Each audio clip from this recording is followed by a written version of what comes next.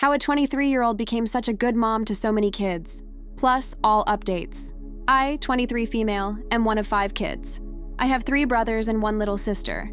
My siblings are ages 15, 11, 9, and then a baby sibling who is a year and a half. To sum it up, I have been raising my siblings since I was maybe 10. My parents had me at 15. CPS was involved, but my parents definitely knew how to put on an act, and I was too scared to speak up in fear of losing my siblings. Until I was 18, my parents, my siblings, and I all lived under one roof. They weren't really around apart from late at night, as they cared more about partying and drugs than their own kids. But when I moved out, I took the 3, at the time, with me. It's a long story of how that I won't get into now. A few years later, my new baby sibling was also with us. Then again, long story to why. My brother, 15, had seizures when he was a toddler, and it was terrifying. But he hasn't had one in a long time up until recently. It was scary and very sudden. My boyfriend lives with us, and we both were just trying to comfort him and be there till it was over. He stopped breathing and scared the living daylight out of me. It really hit me how afraid I was of losing one of these kids. I was trying everything I could to get him to breathe again, but since it was from a seizure, I didn't know what to do. We got him to breathe and was quickly deciding the best approach. Is it an ambulance matter, or is it a drive to the hospital matter? I realized I didn't know much about his medical background as to why he had seizures, as it wasn't something I thought about. Since I'm not their legal guardian, I don't have easy access to that stuff. I forced my parents to come to our place by threatening them. I was still with my brother when they got there. I was holding up his head in my lap and just stroking his hair to comfort him. Well, he officially woke up, instead of slightly, and got a bit startled. Now in the past, based on only remembering me growing up, he has slipped up and said mom but corrects himself. But this time he said mom because he was scared and he was looking up to me, worried and concerned. This was the first seizure he ever remembers experiencing, so it was scary. My mom took this very personally. She got upset that I stole her kids and now they call me mom. She says I don't deserve the title as I didn't birth any of them. I was feeling petty because she really has the nerve to say that when her son just had a seizure, and I practically had to force her to come see him. I ended up telling her how the baby calls me mama and that I refer to all 4 of them as my kids. She calls me a sick woman for just taking her family. I get I took them, but it was only because it was safer that way. Ada? Update. I hate the question, will you have a baby of your own? I get it's a harmless question, but man, it really bugs me because I just don't know. I'm raising 4 kids already and have since I was a child. While it's been rough and I have spent years raising kids, I'm still deciding if I want my own. My youngest sibling is a year and a half, practically my child anyway, as I'm at the right age for it to make sense now. But does it feel different to when you have your own biological baby? Part of me wants to experience the whole raising a baby thing on my terms, as weird as it sounds, but give birth. Be able to fully be a mom to that kid without them having any other connection to my parents, not fearing that I will lose them all the time, and just getting to raise a baby with the man I love. The other half of me feels done raising kids. I've raised these ones, and I've been fulfilled in the good and messy parts of motherhood. That's all I can say on it. I just don't know. Update 2. After raising them all their lives, I finally got to adopt them. Because it was a family adoption, it went 1,000 times quicker than a regular adoption. All 4 of my siblings are legally my kids now. I'm so grateful for them. Having them all safe with me forever, it's such a relief. No more worrying about them getting taken, and my parents no longer have rights over them. I'm legally allowed to have all their medical info.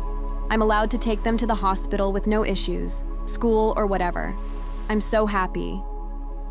Update 3. After 24 hours of labor and 1 hour of pushing, we welcomed our precious baby girl into this world. Healthy and strong, weighing in at a solid 8 ELB90Z. Yes, I was pregnant, but it was a cryptic pregnancy, so I had no clue about it.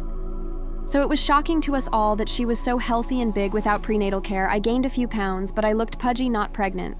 I never felt her kick or anything, but she's very healthy, which surprised us all. It's been a long 2 days, but I'm so grateful that she's so perfect and amazing. My other kids are just so damn excited about a newborn being in the house. I'm still in shock, but I honestly couldn't be happier with her. I want to say how grateful I am that I had my boyfriend by my side, holding my hand and giving me encouragement all throughout. I also want to give credit to everyone who had given birth out there. Man, that hurt more than I expected. We are so lucky and grateful for how smooth this all went. Hey there, Delilah. Update 4. Baby girl is doing great. She's so healthy and very loved. All the kids adore her. She just fits in so well with us all. She a very calm baby and just blends with the chaos. It's been hard though because my parents keep trying to sneak their way into our home of a night, and usually we all ignore it because if they do come in, they crash and leave in the morning to repeat the cycle. But with a newborn in the house, that just won't fly anymore. So that's that. But I'm also doing okay. Man, recovery is intense. Update 5. I recently had a surprise baby that I didn't know about, and having to pay the hospital bill plus having to make sure I have everything for her really set me back in terms of money. I'm barely able to put food on the table right now, and I still have my 4 sibling kids that I need to buy stuff for this year. My newborn won't even know what's going on anyway, so I'm not buying her stuff. We put our tree up and have made it as magical as we can in our home, but it really isn't doing us too good. I'm on paid maternity leave and my boyfriend works, but still it is just getting us by after the big amount of money we have had to spend recently. My younger 4 are still believing in Santa, and my oldest is 15, so he obviously knows. And he knows money has been tight, and he's even told me to not bother getting him anything this year because he would rather his siblings get the presents. And my 3 kids that are younger but are old enough to enjoy Christmas are really excited and always talk about Santa coming. It just breaks my heart because in reality, I know Santa probably can't come this year. I'm trying my best, but I would much rather put food on the table. I would work extra jobs, but I would have no childcare, and I cannot afford daycare. I want to make this year magical, but I don't know how to break it to them all that there probably will not be presents under the tree this year. I can't even begin to imagine their little faces on Christmas morning. Now it's worse because then they will assume they are on the naughty list, which they aren't. They have been so good. I've also been given a Christmas list by them all, and nothing on there that they want, I can afford. Like for my 2-year-old, I can buy him a few small toys and he would be content. But my 9 and 11-year-old would be very uncontent with cheap toys because they are too old for that. I don't expect anyone to know what to do or anything, I just needed to let it off my chest. Edit. Thank you to everyone who offered support in any way, shape, or form. I managed to put some things together last minute and my kids had a good Christmas. Final update. I have an almost 16-year-old and my youngest is 5 months old. Every day after school, he will come home and just pick her up and play with her for ages.